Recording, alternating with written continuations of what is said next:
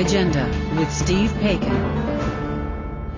Okay, let's go into our audience and get some feedback from here. Go ahead, sir. Hi, my question is that, well, my point, I think, is that this is all, you've got privacy and you've got to take ownership of it, but this is all about creating your personal brand. And it's just like merges across. You've got to take responsibility for this, and you've got to manage what is seen about yourself online.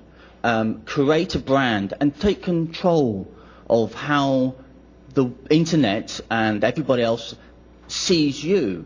And privacy is just a cornerstone of actually making your presence, control how you're seen, and generally just adapted that way. So what do you think of that?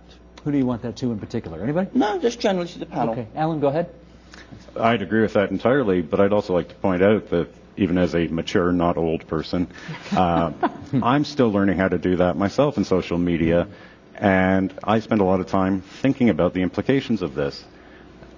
Other people, teenagers, people who are not digital natives or digitally literate, really don't assess the consequences of that sort of brand management, as you say, and will do severe damage to their brand, before they actually realize the consequences.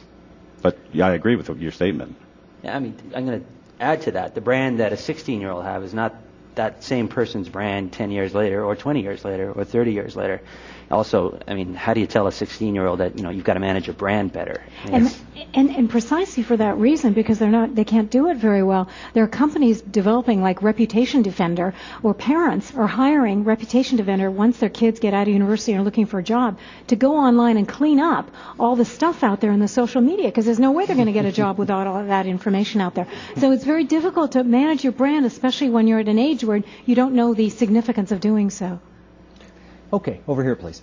So the way social networks work is that the more you put into it, the more